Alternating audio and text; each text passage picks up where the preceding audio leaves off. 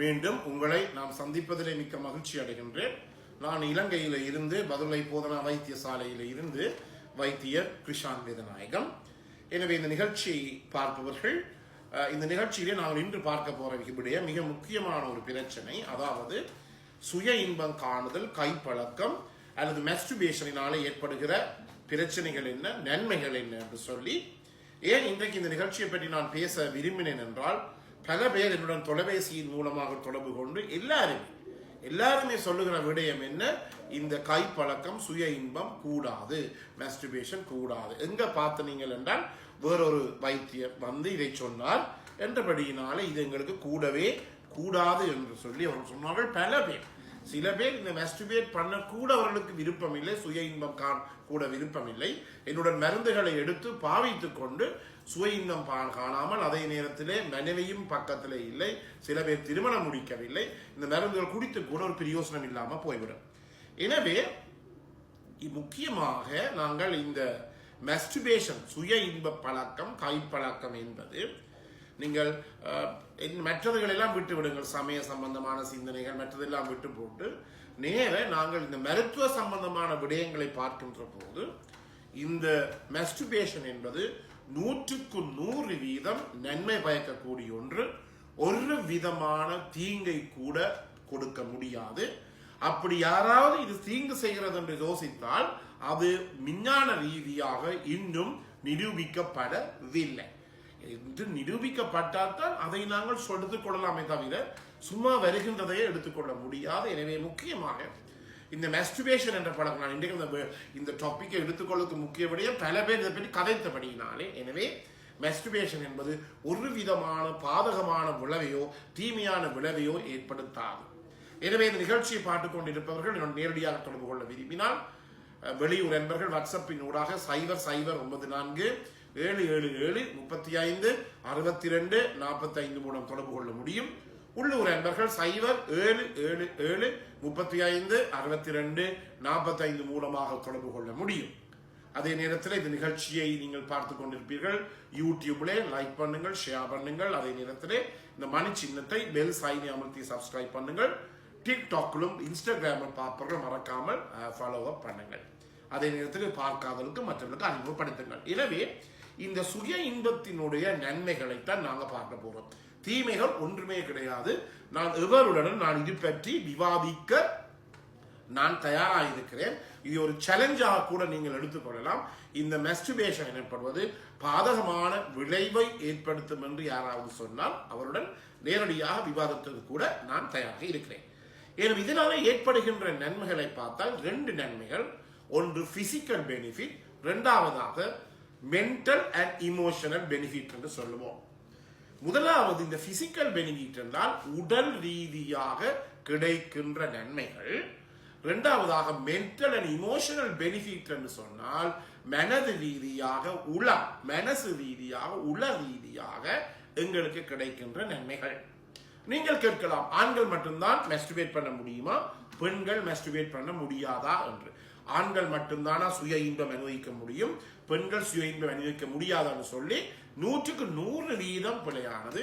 ஆண் பெண் இருவருமே சமமானவர்கள். எனவே இருவருக்கும் இருக்கின்ற பல பிரச்சனைகளை இந்த சுய இன்பம் மூலம் குறைத்துக் கொள்ள முடியும். எனவே இப்போது உங்களுக்கு தெரியும், கன பெண்கள் இதிலே இந்த சுய இன்பம் காணுவதிலே அவர்கள் ஈடுபட்டுக் கொண்டிருக்கிறார். உங்களுக்கு தெரியும், எங்களைப் போலத்தான் அவர்கள் அனைத்து விதமான சமூக ஊடகங்களிலும் இதை பார்த்து எல்லா சமூக ஊடகங்களை கூட எல்லா பெண்களும் பார்ப்பார்கள்.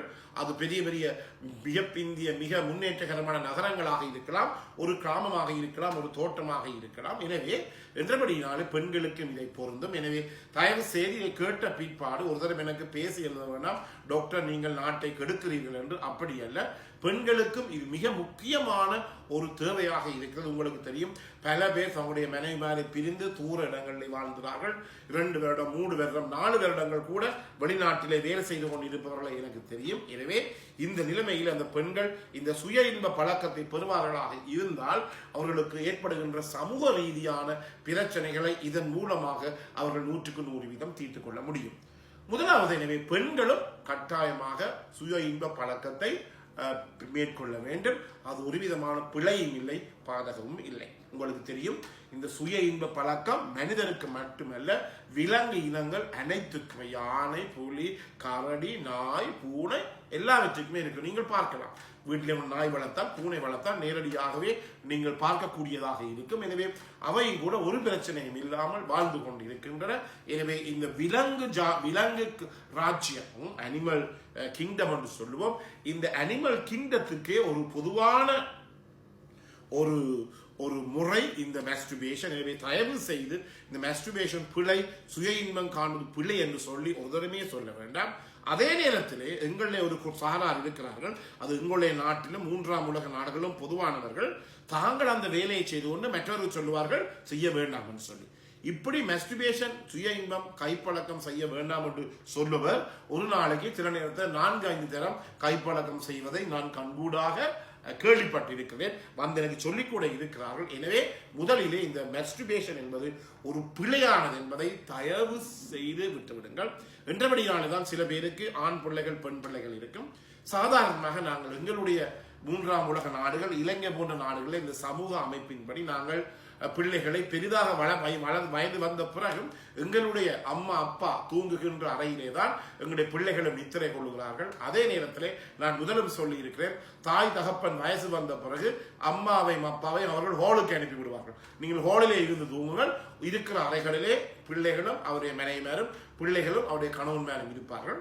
இது முற்றிலும் பிள்ளையானது. வயது வந்தால் கூட அவர்களுக்கு இந்த பாலியல் வாழ்க்கை என்பது மிக மிக முக்கியம். உங்களுக்கு மீண்டும் நான் ஞாபகப்படுத்த விரும்புகிறேன், இந்த பாலியல் வாழ்க்கை என்பது மிகுந்த நன்மையை பயக்கக்கூடியது. எனவே உங்களுடைய அம்மா அப்பா வயசுக்கு வந்தாலும் சாகு மட்டும் அவர்களுக்கு பாலியல் வாழ்க்கை என்பது மிகவும் அவசியம்.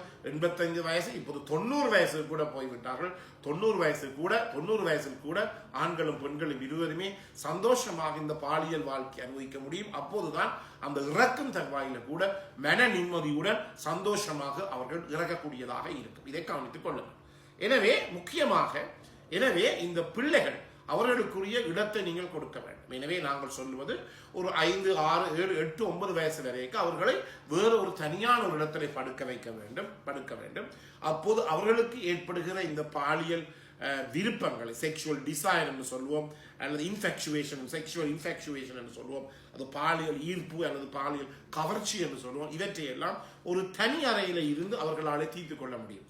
அதற்காக நான் சொல்லவில்லை தனி அறையிலே பிள்ளைகளுக்கு மொபைல் போனையோ, ஸ்மார்ட் போனையோ அல்லது லேப்டாப்பையோ கொடுக்க சொல்லவில்லை. அவர்களுடைய இந்த பிரைவசியை, அவர்களுடைய தனிமையை பெற்றோராகிய நீங்கள் மதிக்க வேண்டும். மிகவும் முக்கியமானது. நான் கண்டுகொண்டேன், ஒரு பிள்ளை அவர் சரியாக 13 வயசு இருக்கின்ற போது தாய் அவர் சுய இன்பம் அனுபவிக்கின்ற போது ஆண் பிள்ளை கண்டார்.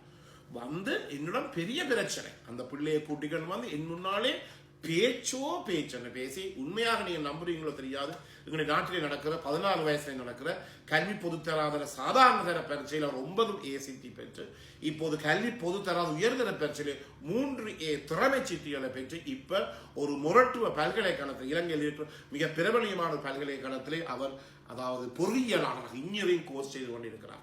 எனவே அது 13 வயசுல ஏற்பட்டது என்பது ஒரு சாதாரணமான நிகழ்வை தவிர அது ஒரு அசாதாரண நிகழ்வு அல்ல. அந்த தாய் பிள்ளையுடன் வந்து தன்னுடைய மகன் திறமை சித்தி பெற்றது பல்கலைக்கழகம் சொன்னது என்று சொன்னார். அந்த நேரத்தில் சொன்னார், டாக்டர் அந்த காலத்தில் நீங்கள் எனக்கு சப்போர்ட் பண்ணி இருக்காவிட்டால் இது பெரிய ஒரு பிரச்சனைக்கு தான் போய் முடிஞ்சிருக்கும் என்று சொல்லி. எனவே உங்களுடைய சிறு பிள்ளைகளுடைய தனிமையை மதியுங்கள்.